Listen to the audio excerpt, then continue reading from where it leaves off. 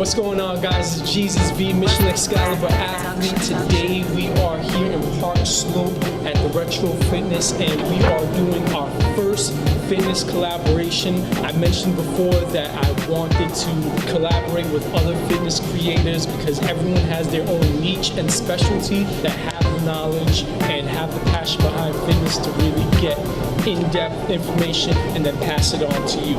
We are going to be introducing one of my old colleagues. He put me onto a lot of information when I was doing personal training at the Retro Fitness. None other than DeShawn. What's up? My name is DeShawn. We'll be going for my pro card next year. I'm a NASM certified personal trainer focusing on corrective exercise, functional strength, and plyometrics in sports.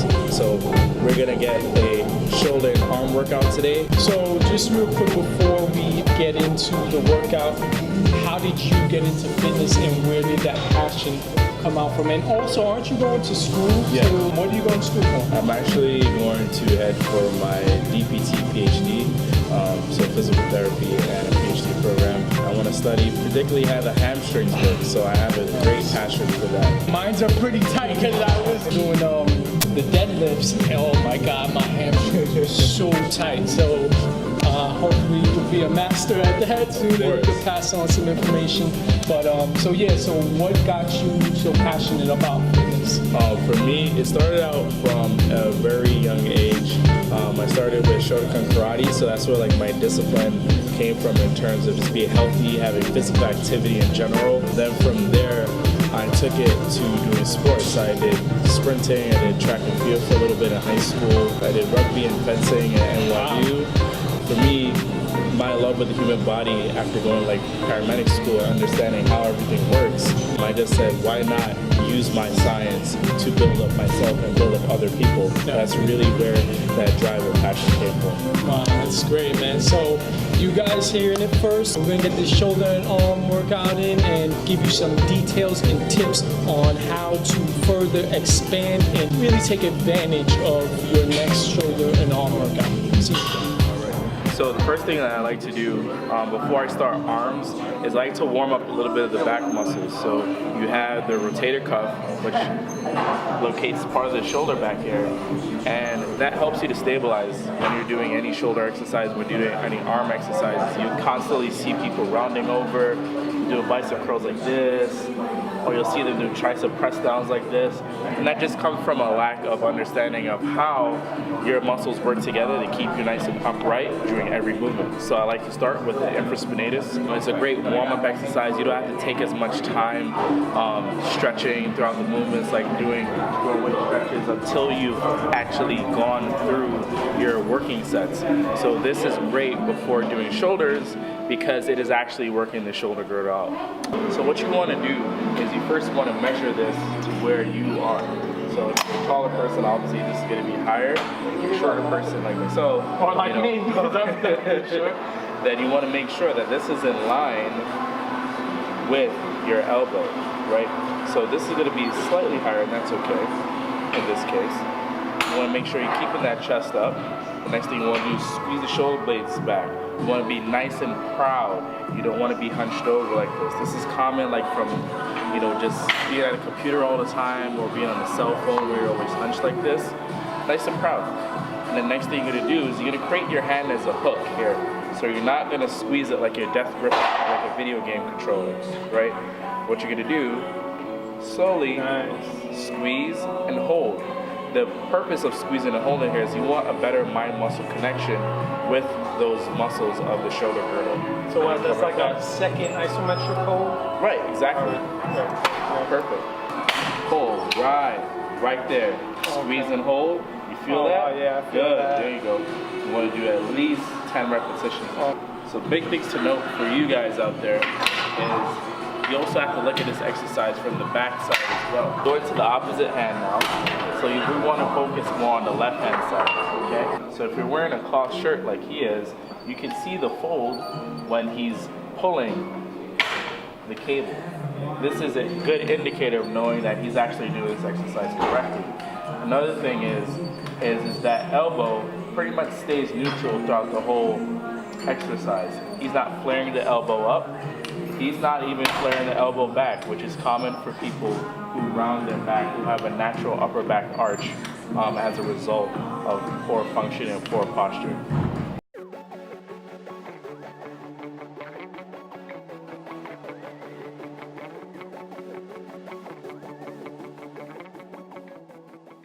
So the next thing that we're going to be doing is upright rows. I said the right word, upright rows. For most people, this is a controversial exercise. We haven't been doing this for a while. So from a physical therapy standpoint, you're internally rotating the shoulder slightly. So that's kind of like a no-no.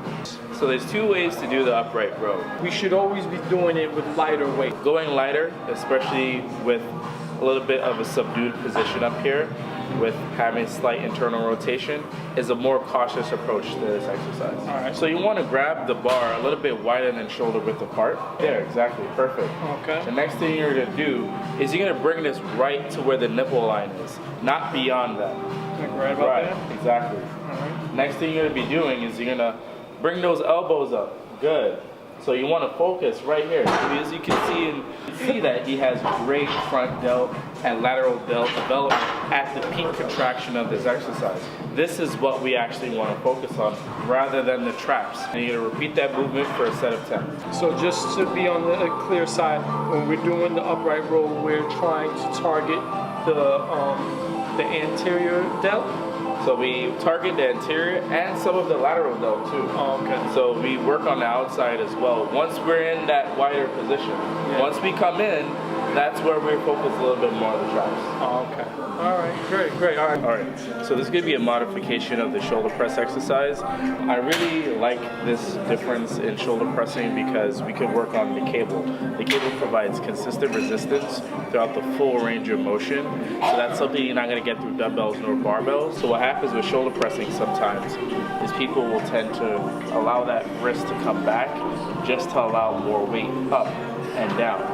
However, this is going to be detrimental and can actually lead to a lot of wrist injuries, and that's something we're avoiding as we're training in general.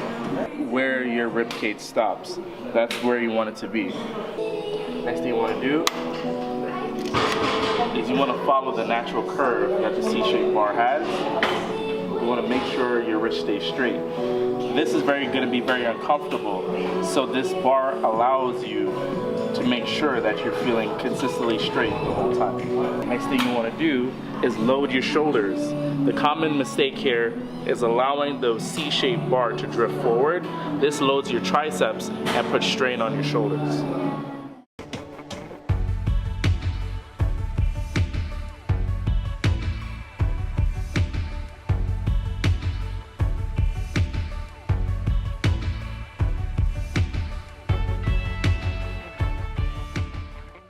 This particular exercise is not done with a lot of weight, similar to like how we did the upright row. This is so that we don't exhibit any undue stress to the shoulder girdle, especially if we're doing this at the end of our workout. Take your time. Start with 10, go to 20, go to 30. Maybe if you've been in the gym for a while, like Gezus here has been, then you can go up to 60 pounds and even 80.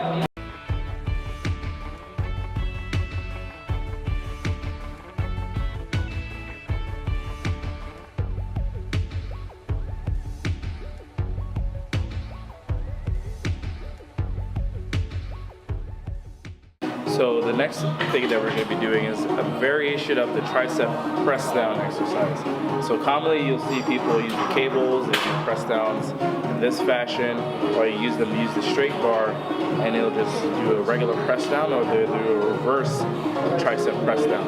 And this particular movement is a little bit more functional. That's kind of where my kind of training stems from. And for me, this has a direct carryover to the bench press. What you want to do is you want to actually turn this W bar upside down. Alright, so like this? Right, exactly. You want to make sure you have a full grip, just as Gezus is doing perfectly here. The next thing you want to do is you want to have a bend in your elbows. Good. So this is perfect. He actually has a straight back, so I don't even have to ask him to puff his chest, so he's already good. But in the case of if you round your shoulders, you do need to puff your chest a little bit, okay? Next thing you're going to do is you're going to press down as the W bar is rotating away from you. So, right, good. So then there, you're already at full extension.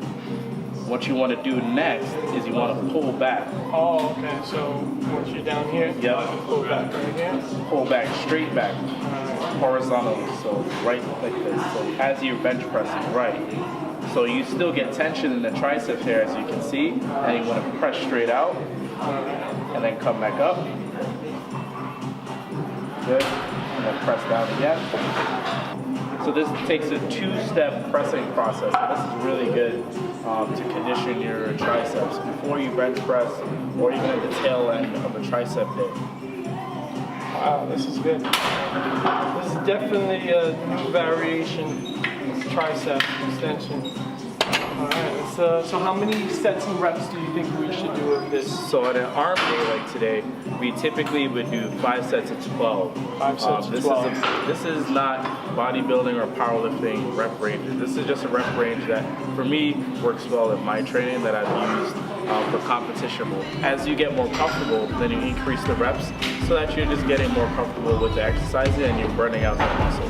You heard it here first.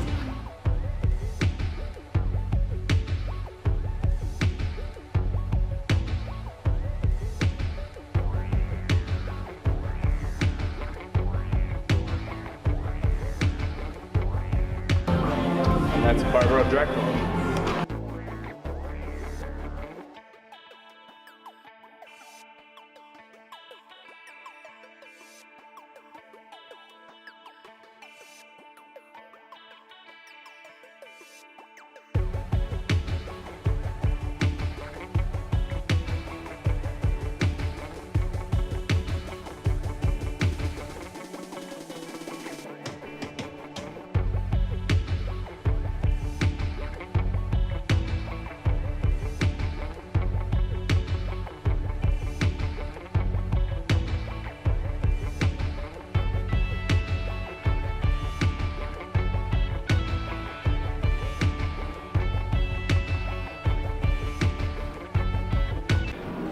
Did you see that video Arnold's talking about the pump? Yeah. It's like you come in the gym and you come in here, and you come in night.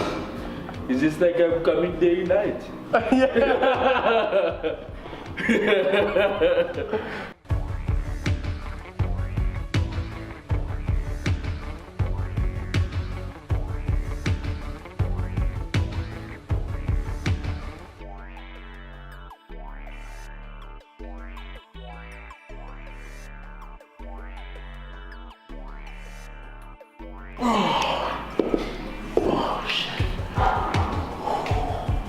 The pump is real.